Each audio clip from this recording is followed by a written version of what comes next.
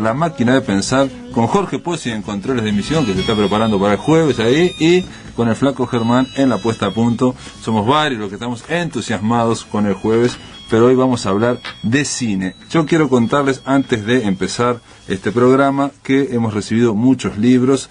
Desde Suecia, desde Suecia nos envía este hombre que se llama Ever Abimorad, precisamente nos envía desde Suecia su libro Hermatario, escrito con un heterónimo, Silvestre del Bosque. También Fin de Siglo nos envía una novela de Germán Machado, el poeta y escritor Germán Machado, que está realmente publicando en distintos lados, en España, a nivel digital, y aquí también en Fin de Siglo en esta ocasión. Germán Machado se llama la novela Tamandua Killer. También nos envían los agentes de 21 de Fin de Siglo, nos envía el concurso de novela infantil y juvenil, con el cual ellos van a celebrar los 20 años de esta editorial, el concurso Montaña Errante. Vamos a dar después los requisitos para participar en él, un concurso de novela infantil juvenil. También nos llegó la revista Dossier, la música de Nueva Orleans, un legado único, con el hombre ahí, Louis Armstrong, y escritura de Joao, el texto como cicatriz, la vigencia de Tennessee Williams. El Flaco Germán tiene que tomar nota, porque Tennessee Williams va a ser, intentamos que sea el autor de la semana que viene aquí en La Máquina de Pensar. Después nos llega la revista América 21, ustedes ya lo saben, es una revista que está realizada en distintos países, digamos su sede central está en Venezuela, pero bueno, está escrita con artículos de cada uno de los países de América Latina. Generalmente hay uno o dos de Uruguay, pero bueno, después los comentaremos. Simplemente decirles que América 21 tiene como título de etapa y como tema más importante Perú entre dos caminos. Obviamente se refiere a la segunda vuelta al balotaje ahí entre Ollanta Humala y Keiko Fujimori. Dice: la segunda vuelta electoral del 5 de junio es solo el primer paso, sumarse al proceso de emancipación latinoamericana o continuar bajo la égida del imperialismo, dice América 21. En fin, hechas todas las presentaciones, vayamos a lo nuestro, al programa de hoy. Quiero darles la bienvenida a Lucía Germano. ¿Cómo andás, Lucía? Buenas noches. A Federico Giordano. ¿Cómo le va, Federico? Y Agustín Acevedo Canopa, que es un hombre que ya ha estado por aquí por La Máquina de Pensar. Sí. ¿Cómo andás, Agustín? Un gusto. Para hablar de tu novela. Sí, habíamos estado antes del Crepúsculo. Exacto, antes del Crepúsculo, que había ganado los fondos concursables.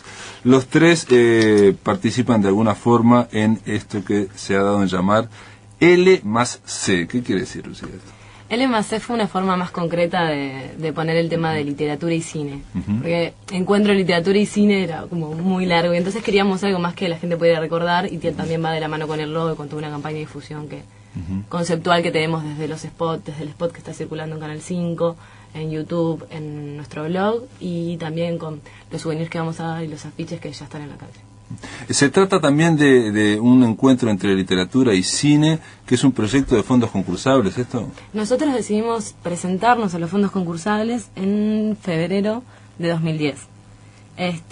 Bueno, esto en realidad partía de un proyecto anterior. Nosotros somos un grupo de 10 personas. La mayoría, los 9 personas, integramos, vamos a Facultad de Humanidades en las carreras de letras. La gran mayoría. O sea, están, digamos, a un nivel avanzado en la carrera de letras de humanidades. Sí. Historia, y hay uno de filosofía. Uno de filosofía, bueno. Y después también tenemos 2 egresados de la Escuela de Cine del Uruguay, la ECU.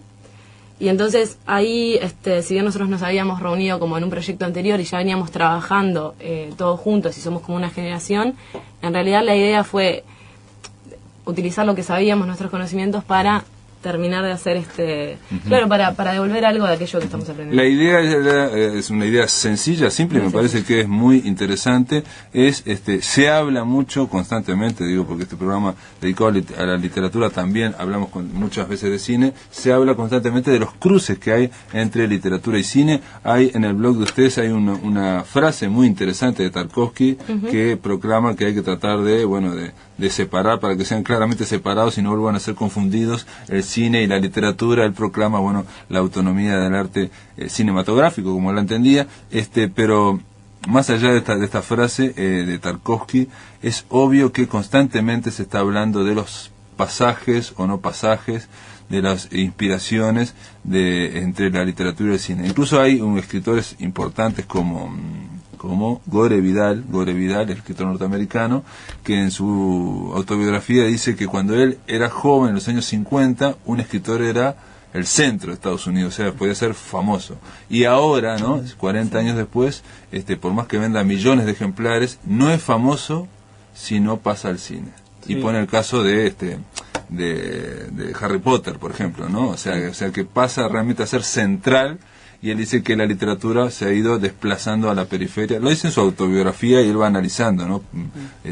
¿Por qué ha ocurrido? Pero, en fin. Igual esa respuesta de Tarkovsky no es tanto por la mezcla entre el cine y literatura, sino porque mucha gente cuando hablaba de él hablaba de la poética del cine de Tarkovsky. Tarkovsky lo que decía básicamente era que él buscaba la imagen y la naturaleza.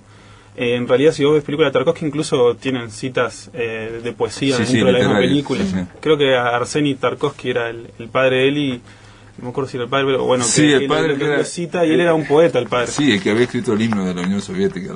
Eso no me acordaba. Pero, pero resulta que era el tema ese, que en realidad a él lo que le importa es la imagen y el poder de la imagen y de la naturaleza, cómo capta esa naturaleza la imagen. Entonces, en realidad, no es tanto que se coloque de un lado u otro. Bien. Pero bueno, digo, el tema es que hay cruces entre cine y literatura constantes, y que incluso hay una especie como hasta de competencia o de colaboración también, ¿no? Sí, de competencia o colaboración según cómo se la mire. En realidad, nuestra inquietud también era como... y sobre eso, por ejemplo, va a hablar Jorge Fierro el día de la apertura. Lucía, vamos a decir cuándo empieza esto y si la entrada es libre, ¿cómo es la historia? La entrada es libre y gratuita para todas las instancias. Está bien. Desde las películas que vamos a proyectar y también todas las ponencias y mesas redondas. Inclusive todos los espectáculos que vamos a dar, todo es entrada libre y gratuita. Empieza el viernes 27 de mayo a las 19 horas en la sala Cinemateca, en la sala Positos de Cinemateca. Y bueno, ahí vamos a contar con la presencia de una mesa muy interesante que es con María José Santa Creu, que está hoy en día un poco al frente de la Cinemateca, y Manuel Martínez Carril. Después, bueno, va a estar Jorge Fierro, que forma parte de este grupo que organizamos el encuentro.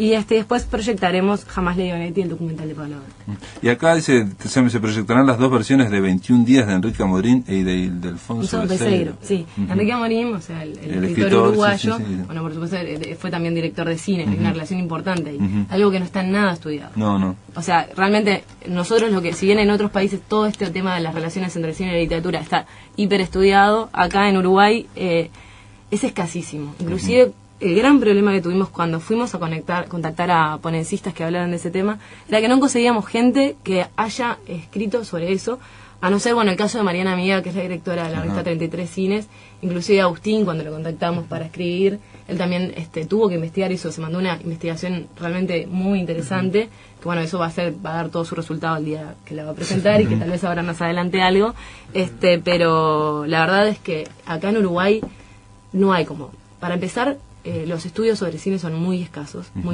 y sobre el tema de las adaptaciones, transposiciones o traducciones, según la nomenclatura que se adopte, porque también eso es toda una discusión teórica, no hay nada. ¿No hay nada o hay poco? Hay muy poquito. Está barriendo mucho Lucía Germán. Pero también es importante decir que aún lo poco que había, no hubo nunca un espacio donde se pudiera dialogar sobre las cosas, que es la otra parte que plantea el encuentro. Proveer ese espacio. Y la idea también de incorporar un público, de sacar las cosas un poco y traer al público a estos lugares donde se discuten estas cosas y invitarlo específicamente. Porque de alguna forma lo que había en Uruguay era una tradición de crítica cinematográfica, se me ocurre, de bastante nivel, de alto nivel, y también de crítica literaria también hubo en los 60, pero no, cruces, entre otras cosas quizás porque no había cine uruguayo, o había muy poco cine uruguayo, pero podría haber habido igual cruces que no. Lo ha habido, pero claro, no de una manera sistémica, digamos, no de una manera que eso devuelva, digamos, una reflexión, digamos, continuada sobre el cruce de estas artes. O sea, no en ese sentido, sí, desde luego que lo ha habido. Pero digo, al día de hoy también es muy difícil rastrear eso. Inclusive Agustín, que estuvo haciendo toda una investigación con respecto a eso, también seguramente lo notaste. Sí, no, y además que, eso ya se ha hablado, que cada vez que se presentaba una película, no sé, hasta el dirigible, pasando el dirigible siempre, la primera película uruguaya, primera película uruguaya, incluso con el Chevrolet también, la primera película uruguaya. Entonces, en cierto punto ese periodo medio de inocencia en el cine se mantuvo hasta bastante reciente. Hay veces que me sorprende, por ejemplo, el hecho de que 25 watts haya pasado hace tan poco, que para mí ya es como parte de mi psicología, de mi vida, ¿no? En cierto punto. Hay que decirles, amigos, que esto va a transcurrir en Cinemateca Uruguaya y va a transcurrir en la Facultad de Humanidades.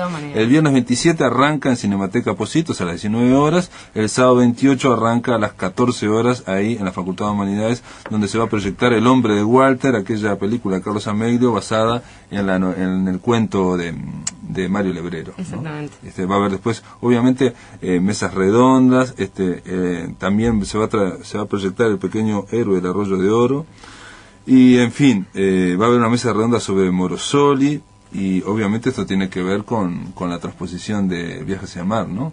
Me imagino. Sí, exactamente. Vamos a contar con el director de Viajes al Mar, y Eber Raviolo muy amablemente ha aceptado nuestra invitación a estar en esa mesa. Eber Raviolo es un gran estudioso de Morosoli, yo creo que en realidad de los críticos literarios eso es del que maneja mejor el tema, y bueno, va a estar junto con el director de Viajes al Mar conversando sobre esa película, y además va a estar moderando de la mesa el escritor Damián González Bertolino. Damián, que es amigo también de la casa, se vendrá de Maldonado para moderar esa mesa, supongo. El domingo esto continúa en Cinemateca a las 14 horas con un diálogo con la escritora y guionista Laura Santulo, que tenemos que en algún momento invitar aquí.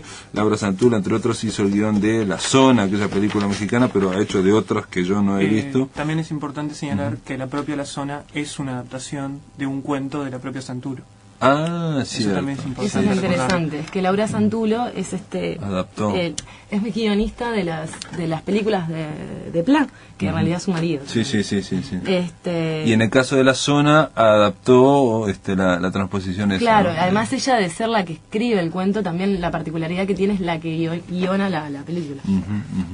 Y bueno, después tenemos la presentación. Una cosa que me parece interesante es también los cortos que vamos a pasar en Cinemateca, porque lo importante de esto es que la propuesta fílmica, digamos, hay muchas adaptaciones, y sin embargo ustedes van a ver que la propuesta de películas que estamos pasando es bastante escueta en realidad.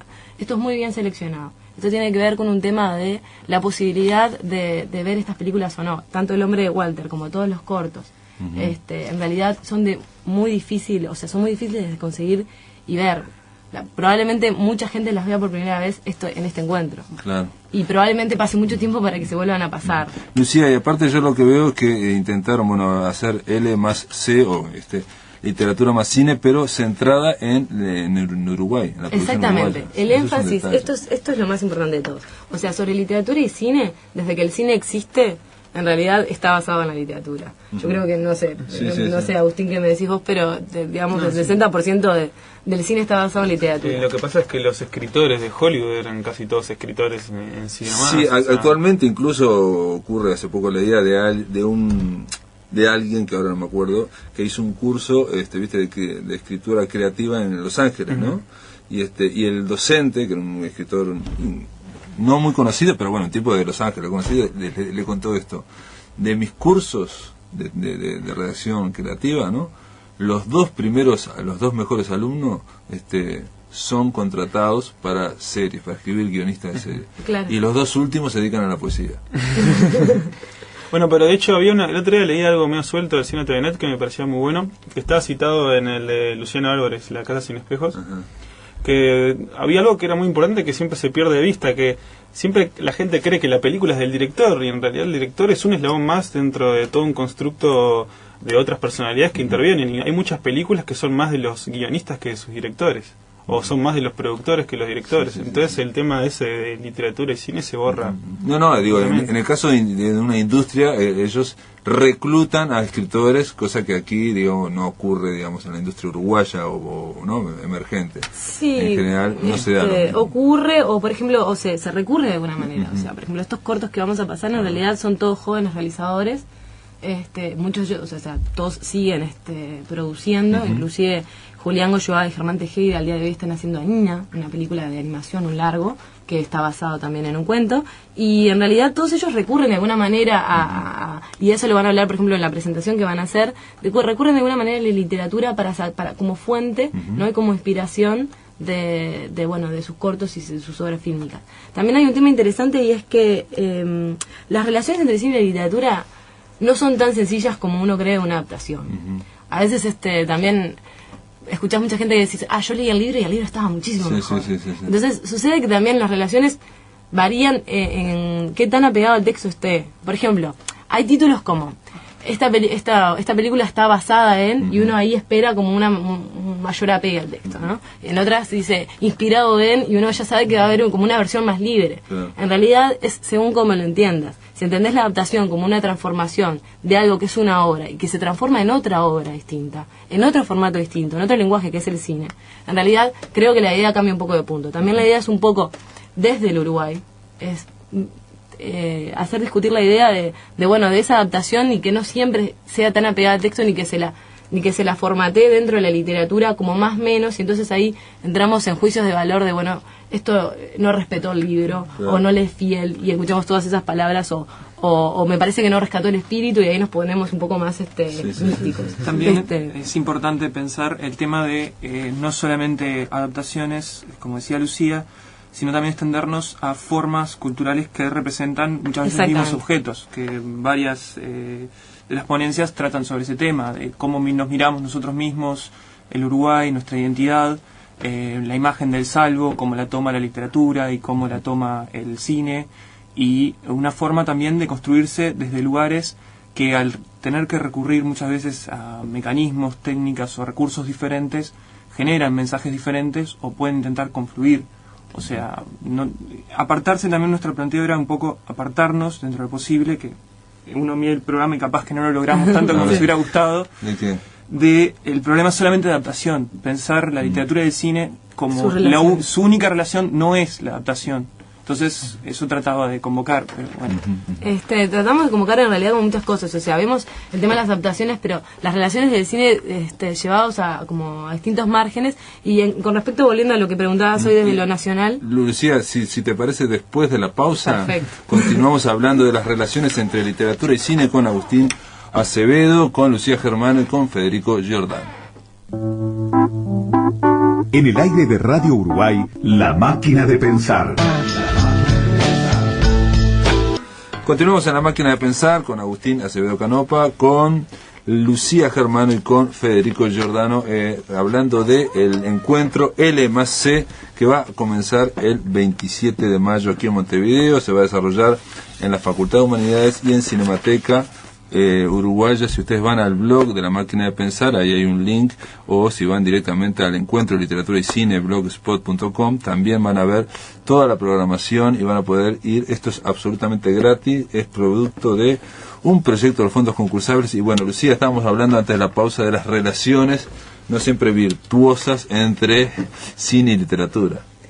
Sí, y Federico estaba diciendo algo también, sí, de que no siempre la literatura está antes que el cine.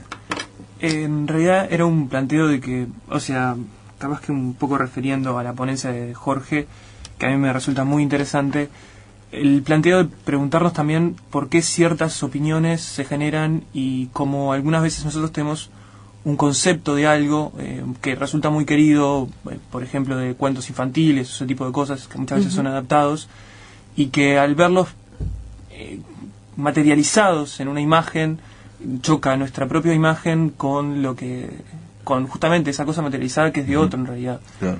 Entonces, si a veces haces el ejercicio contrario, de por ejemplo, primero ver la película y después leer el libro, en realidad, bueno, lo que Jorge va a proponer es justamente que los resultados cambian. O sea, el orden de los factores, Jorge Fierro, el orden de los factores altera el producto, juega con esa frase popular, justamente para decir que el resultado final de la experiencia estética puede llegar a cambiar si en realidad hacemos el camino inverso al que estamos acostumbrados.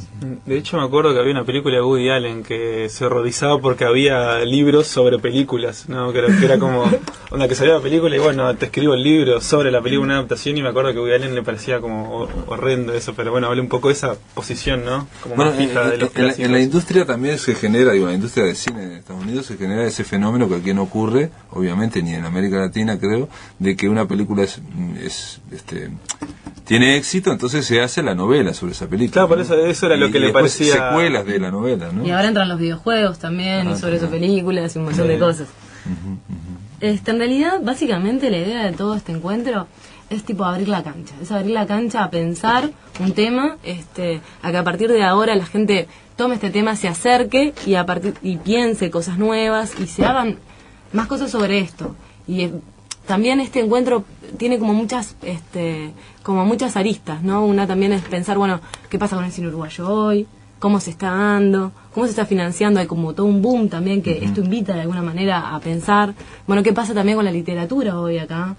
¿Qué está sucediendo con todo eso? También también, como dijimos, cómo confluyen ellas. Y bueno, y pensar y establecer como una crítica, un espacio de análisis y de debate y desacralizar el tema de alguna manera. Por eso también tenemos como algunas mesas pop o tenemos como eventos de títeres y cosas así como para que acercar todo un público que no sea exclusivamente el público que va siempre a Cinemateca, el público que va siempre a Humanidades, sino que acerquemos a toda la gente, aquella que mínimamente esté interesada. Inclusive esto fue una de las cosas que cuando hicimos la convocatoria abierta a ponencias, porque por supuesto que de algún lado sacamos todo el material, y era hacerle entender al ponencista que esto no era un evento académico, o al menos no totalmente académico.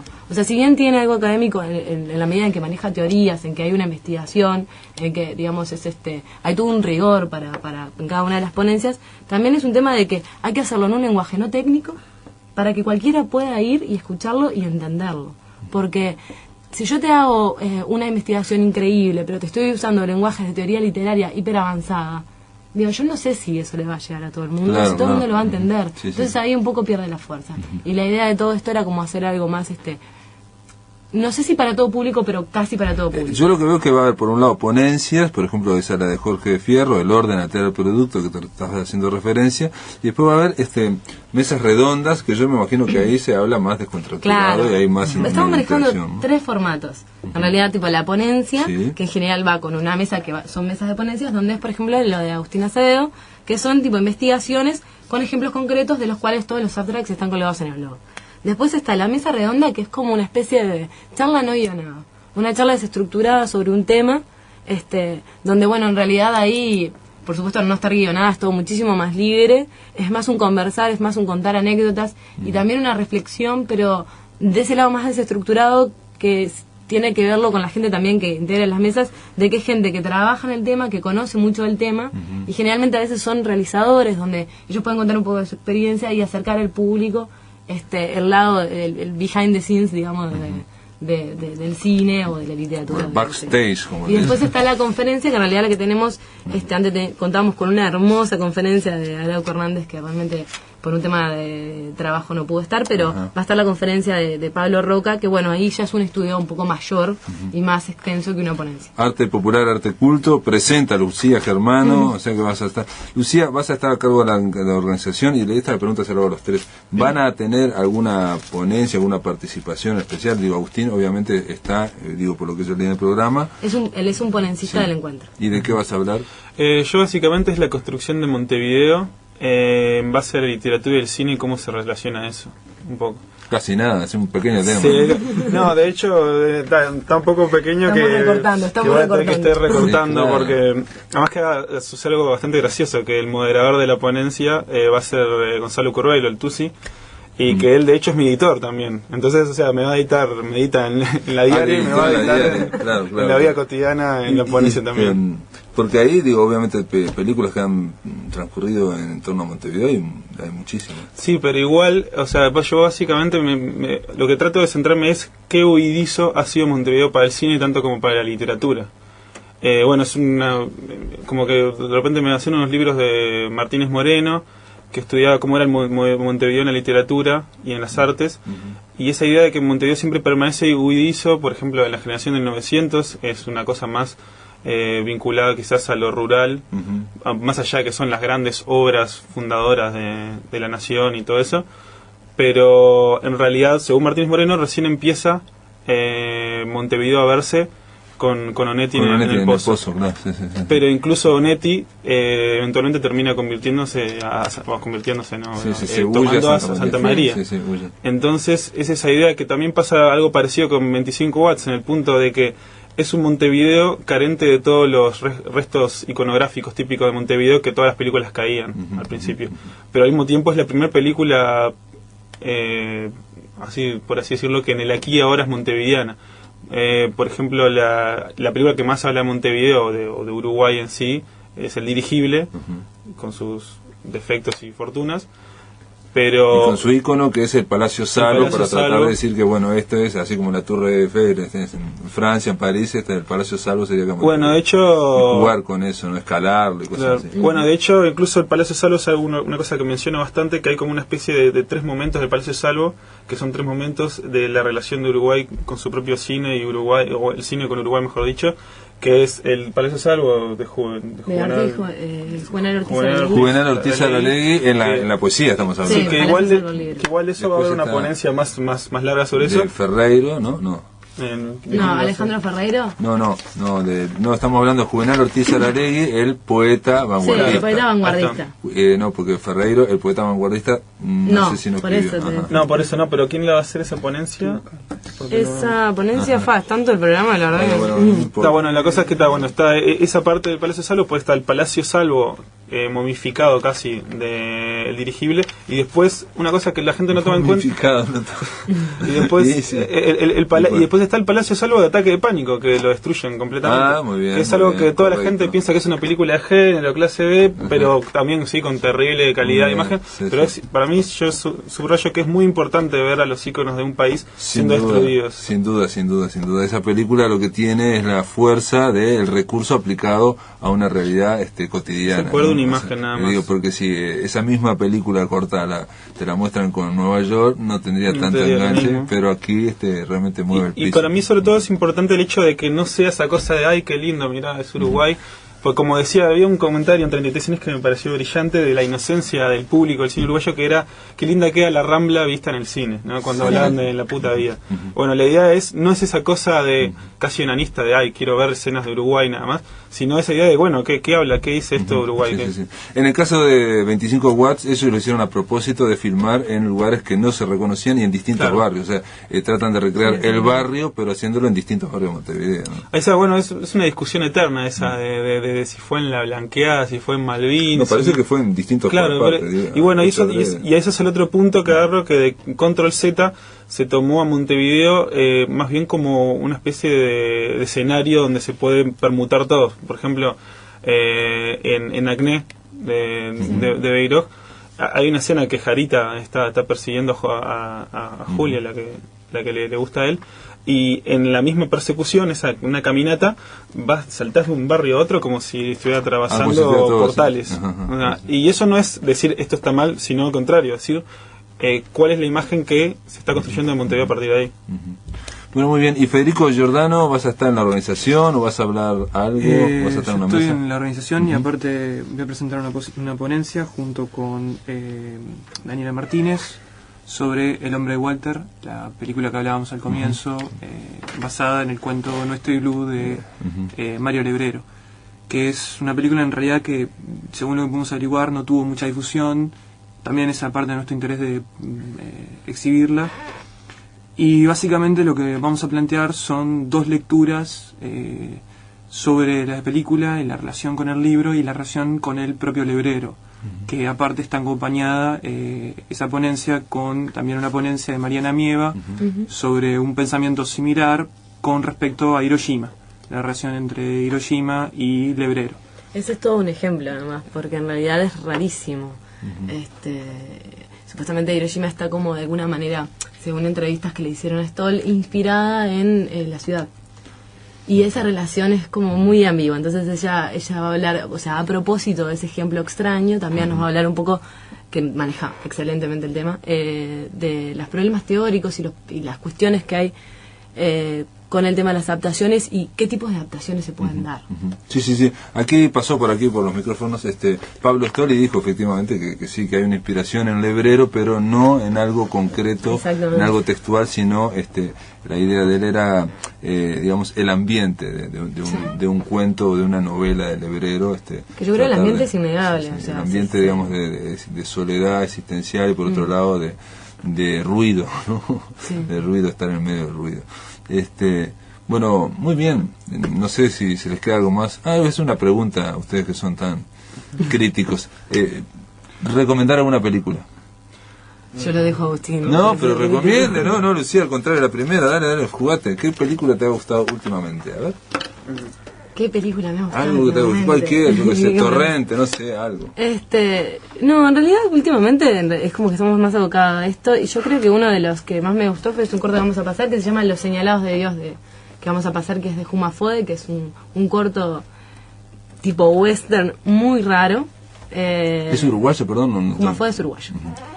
Va a estar también ahí, y es inspirado en La gallina degollada y Alá de Vivo. O sea, une esos dos cuentos. Y el resultado es un corto bastante impactante.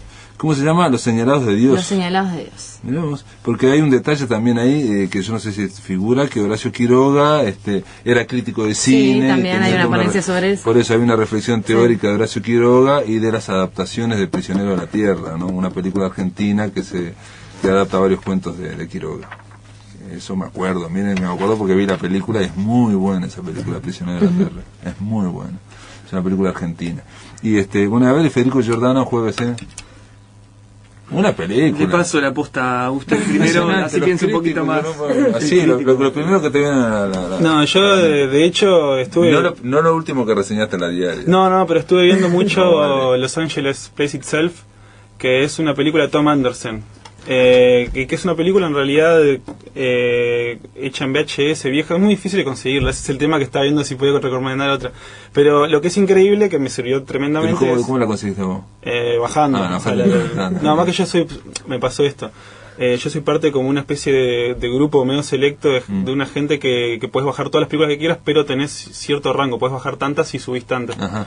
Pero esta semana pasada podías bajar todas las que quisieras. Ajá. Entonces estuve colgado, me dejé como 40 y pico de películas. Pero esta película de Tom Anderson lo que tiene en particular es que es una reconstrucción de Los Ángeles a partir de cómo se la muestra en el cine. Entonces dije, bueno, vamos a ver esta película. Yo ya la había visto, pero... Es como de reflexión documental. Y claro, él parte de la oposición al principio de Los Ángeles, Nueva York. Básicamente diciendo que arquitectónicamente Los Ángeles es una ciudad horizontal que no entra bien en los planos.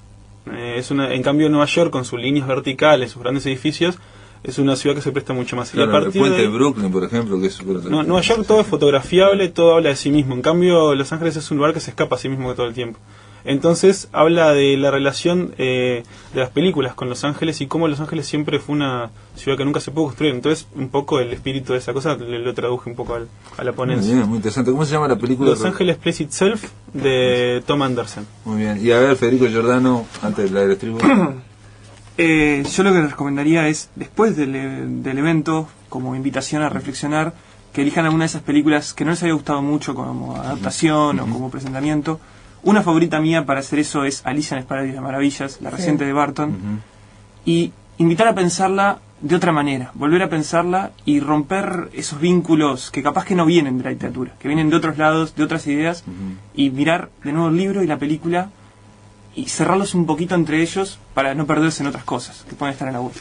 Muy bien, esta ha sido la presentación de Literatura más Cine. Esto va a comenzar el 27, dijimos, ¿no? De mayo. Y empieza ahí en Cinemateca Positos. Están todos invitados. La entrada es libre y gratuita. Gracias por estar aquí en La Máquina de Pensar. Gracias. Gracias. En el aire de Radio Uruguay, La Máquina de Pensar. Ahora vamos a presentar el espacio de narradores y poetas cuando pasa por la voz. ¿Qué ocurre cuando el cuento y la poesía pasan por la voz? La palabra a través de la garganta y junto al corazón transforman al texto. Cuando pasa por la voz, un espacio para oír la voz de poetas y narradores.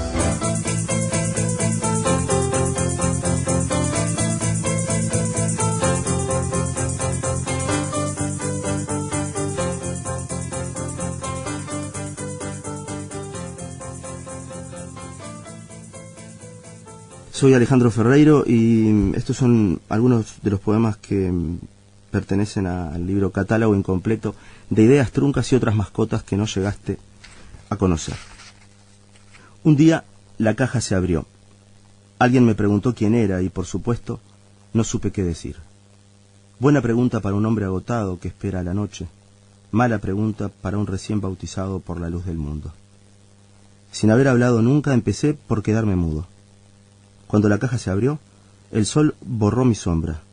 No tenía nombre que fuera mío, mi madre ya no estaba y nadie, ni los pájaros, sabía cómo acunarme. Me trepo al gigante para ver pasar al tren, y entonces recuerdo la primera noche en la casa. El pavor en medio del sueño, el terremoto que amanecía. Y veo a mi padre calmándonos. Es el tren, solo es el tren. Mañana iremos a la estación para verlo, para que lo conozcan. Me subo de nuevo al noble perfumado para ver pasar otra máquina de acero, en la que viaja mi hermana, estrenando novedad. Cierro los ojos y un puñado de años después, ya es hoy. Los trenes no corren, mi hermana se ha muerto, nada sé del Tilo, nada de su suerte, mi casa es otra y yo, con certeza, con corteza, también. ¿Qué es lo que más te gusta de este lugar?, pregunta ella, mientras azotea el horizonte por los 4 planos cardinales. El silencio, dice él. ¿Y a vos? Lo mismo. Se quedan callados y viven felices durante 4 días. Luego, uno de los dos, no importa cuál, habla. Cada vez que rememoro mi vida sobre los árboles me pongo juguetón y sacudo de los pensamientos enramados hasta que logro que caigan como secretos maduros. Veo así a mi abuelo rastrillando canteros, carpiéndolos y pidiéndome que baje del tiro para ayudarlo. Después lo veo corriéndome con furia entre los frutales, arremetiendo con toda su cruda enfermedad y lanzándome una azada con la que quiere pegarme, pero afortunadamente yerra. Unas horas más tarde, llego a su dormitorio, que está en el 2º piso, para pegarle una afeitada de las que él ya no puede regalarse a sí mismo. Con el mentón en alto, ofrece su yugular, sin temer las represalias que pueda blandir su nieto. El pulso no me falla y cumplo con la tarea. Limpio la navaja, me sacudo de sus pelos y paso la escoba al piso. Luego tomo la loción y, deseando que le arda, por lo menos un poco, le pinto las mejillas con perfumes envasados. El abuelo agradece, aunque muestra lo contrario. Vuelvo al jardín y levanto la azada que quebró un mandarino. Me subo al tilo y espero a las palomas. El tajo del amor me lleva al botiquín y antes de abrirlo me miro a los ojos en el espejo puerta. Veo poco. Lo mismo de siempre, pero me concentro. Comienza entonces la devolución del reflejo, la imagen precisa de lo que soy ahora mismo. El entusiasmo me acerca más al vidrio y el oráculo se expide. Me estás empañando. En la puerta de la universidad un perro monta a una perra. Luego quedan atrapados y de espaldas. Vistos desde acá parecen indiferentes. Los perros, como nosotros, también tienen sexo sin mirarse a los ojos. Escribo la frase que sacude mi mente hace días. Estamos obligados a morir. Estamos obligados a morir. Mi caligrafía no es bella. Las palabras que deposito sobre el papel parecen esqueletos de insectos diseminados con abandono, huesitos sin vida de mosquitos frágiles, tripas frescas que zumban y se agarran como pueden a una luminosidad que permanece fugaz. Como un pez volador pegaste un salto creyendo, a diferencia del pez, que no volverías a caer. Tus convicciones te hunden más que tus dudas. Pasa la señora del lavadero, limpia, impecable. Pasa el mozo del bar, de particular, pantalón negro, camisa blanca. Pasa la florista, pétalos resbalan de su falda. Pasa el panadero y se engancha al teléfono de la esquina. Pasa un cuidador de perros, acompañado. Pasan deportistas, respirando hondo, estirando brazos, y paso yo, de vez en cuando, para que me veas pasar. Dijiste esto: en la poesía hace falta vértigo. Y lo expresaste cuando el poema te entró por la mano, y lo repetiste cuando el poema se coló por el ojal que guardas entre piernas, y dudaste de lo dicho cuando las palabras del poema se convirtieron en escaleras, y trastabillaste con vos misma cuando las letras del poema fueron escalones, y cuando te enteraste que el cielo queda igual de lejos para todos, y que un cumpleaños festeja un nacimiento, y que el corazón es una herida que nunca cierra, y que viajar es hacernos cargo de que estamos solos, y que todo se reduce con el tiempo menos la inmensidad. Y entonces las palabras del poema se ensimismaron unas a otras, y en una mano te quedó un manojo de culpas, y en la otra un ramillete de espuma y deseos. Y dijiste ser diestra, pero no era cierto. Y confundiste una vez más velocidad con intensidad, y con poca imaginación, pero mucho instinto, dijiste aquello: en la poesía hace falta vértigo. Entonces yo escribí este poema, y también esto. El aliento se va yendo con cada palabra,